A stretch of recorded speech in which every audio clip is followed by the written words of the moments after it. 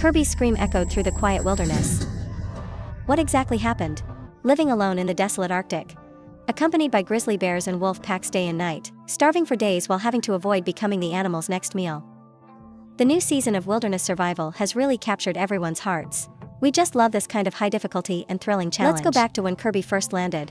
The cautious Kirby quickly found an ideal spot and built a simple yet functional temporary shelter.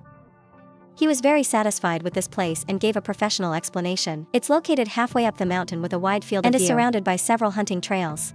Any movement can be noticed immediately, making it convenient for Kirby to be on guard. The campfire in front of the tent made Kirby feel even safer.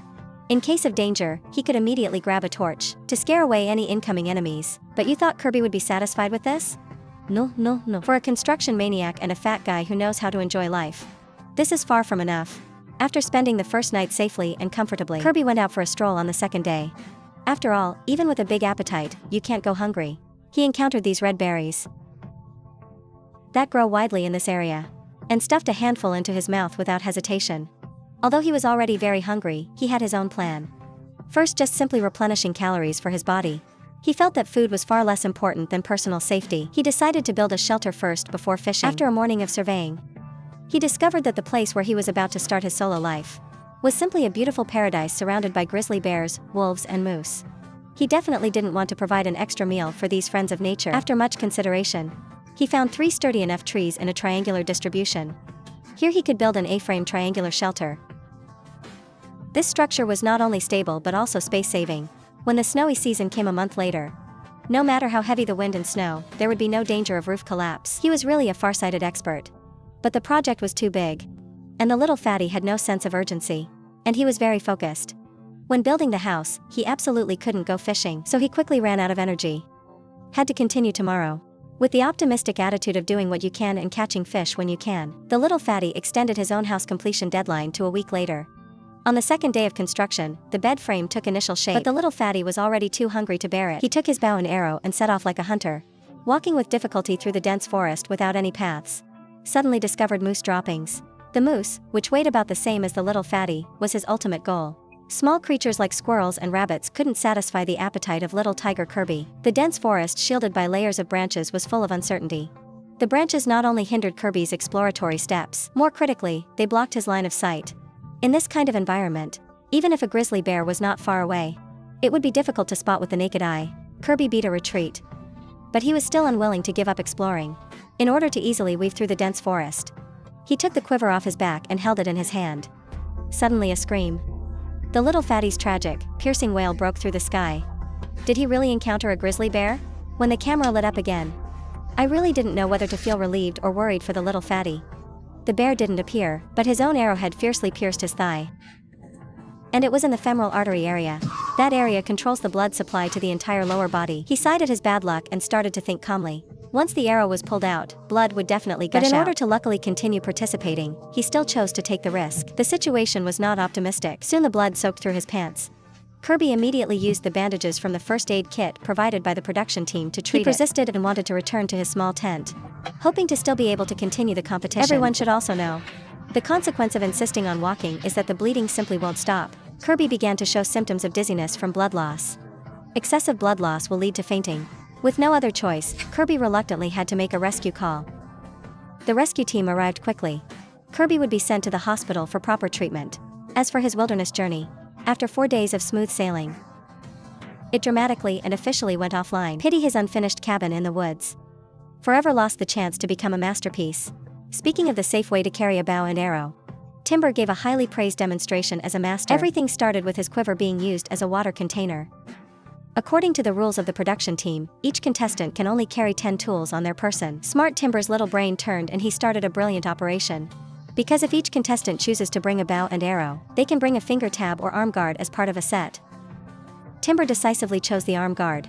This small part that is not counted as a tool played a big role. He cut it into 2 small rectangular pieces, then folded them in half and cut out notches, sewed them up, put them on the bow, and it was done. Look at these neatly arranged arrowheads. Mom no longer has to worry about them stabbing me. So how did the wise Timber spend these few days? Like Isaiah, he was dropped off in a grassy area. The first thing was also to explore the surroundings, but he was cautious enough.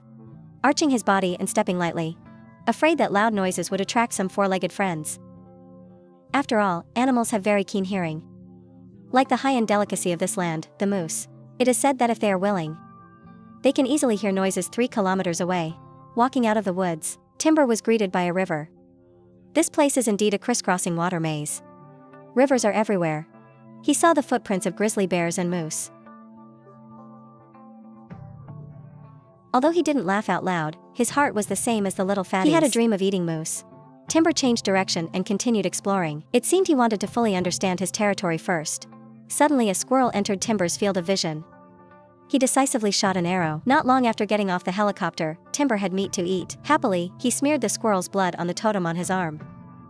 That was his nation's way of paying homage and gratitude to the gods. But he didn't plan to eat the squirrel directly. Instead, he chose to make it into fish bait. Preparing to catch big fish with a long line, bait made and line buried, Timber began to build his shelter for the night. Chose a thick tree as the main support. Then used 2 thinner straight branches to prop on the main trunk, forming a stable triangular support. But compared to the little fatty's planned mansion, Timber's was much more rudimentary. Of course, the advantage of doing this is that it was finished in a short while. After finishing the work, Timber went to the riverside to check his fishing line. Oh my god, the squirrel meat was indeed amazingly effective. He actually caught a big whitefish. It looked to be about 5 pounds. The first day of his new life, he had fish and meat. Timber's standard of living was unquestionable. Although materially abundant, he knew to be vigilant in times of safety. He didn't plan to eat all this food in one meal. But because there was no time for preservation, he had no choice but to cook the whole fish first. This way, heating it up every day could effectively extend the edible time. As for the remaining squirrel meat, he felt it was more delicious to eat roasted. On the 5th day of wilderness life, Timber improved his bow and arrow device with the arm guard. The cool shadow looked like a warrior coming from ancient times. This day started the journey to find moose. Tracking along the moose footprints by the shore. Sure enough, a moose was found on the other side of the swamp. Thinking that if he could hunt this moose, basically he could easily win for a month. Even the usually cautious him couldn't help feeling excited. Carefully looking for a suitable hunting spot. Under the cover of a circle of willow trees, he began to imitate the moose call. This is really a divine skill. The moose, hearing the sound of a companion, indeed stood up, but walked in the opposite direction. The unwilling Timber once again imitated the moose call. He had enough patience. This is a quality that a qualified hunter must possess. The moose gradually approached, getting closer and closer. When it was within range, he shot an arrow, but missed.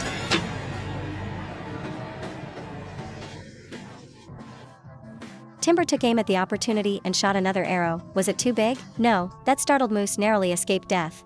Timber was very disappointed. After all, he had been so close to the target. Unexpectedly, after a fierce operation, the damage was only 0.5. The disappointed Timber leaned against a tree to reflect. He felt he might not encounter such a good opportunity again. Let's take a look at the wild man Dusty. As soon as he landed, he found the surrounding area covered in clouds. This made his mood not very cheerful either. But unsatisfactory things happen often, life still has to go on. Cheering up, he started to build a house for himself. He selected trees and sizes, very skillfully felling and cutting wood, paying great attention to the waterproof and moisture-proof functions of the house, using logs densely and neatly to make a good roof. Covered with a tarp, it became a perfect little hut. After building the hut, Dusty began to explore. In the woods, he actually saw a little squirrel. Without a second word, he decisively shot an arrow. Tonight's protein was secured. He neatly skinned and processed the squirrel, added water and put it in a pot, soon cooking a pot of delicious meat soup. The taste of squirrel made Dusty feel amazed, especially in this deep forest where even the fishing line was lost. Fortunately, Timber and Dusty got to eat some meat. Let's take a look at the thin and weak Sarah. Her landing spot was in a grassy area by the river. Watching the helicopter gradually fly away, she emotionally started to cry, not sure if it was excitement or fear. Collecting her emotions, Sarah built a temporary shelter in a grassy clearing with few trees by the river. Because she loves peace, she didn't bring a bow and arrow. Wanting to live in harmony with the grizzly bears and wolf packs, and planning to live by gathering berries and mushrooms. But when she saw beavers, she was instantly won over by the temptation of protein, and began to miss her bow and arrow. Sarah knew that grizzly bears like to appear by the river the most. So after staying in the temporary shelter for one night, she chose a place deep in the woods as her real base camp. The dense bushes here could provide shelter from the wind and rain. Not far away there was also a tranquil and beautiful lake. It was really a poetic and picturesque place. Her inspiration for building the hut probably came from the saying, "Many hands make light work." The dense branches were piled into a conical shape, but it looked like the most secure shelter so far. After building the hut, Sarah came to the lakeside and brought her bow and arrow, hoping that some beaver could appear to offer to her stomach. After waiting a short while, a target appeared, drawing the bow and shooting the arrow. Water splashed. The excited Sarah felt she had hit it. But to get the prey out of the water, she had to swim over. For the sake of delicious calories, Sarah overcame her fear of the unknown waters. Undressed and walked into the water. Unfortunately, there was no beaver. The protein acquisition plan failed. Poor Sarah only ate berries and cranberries for several days. This made her already thin body seem even more slender. What will be waiting for her next? When will good luck finally arrive?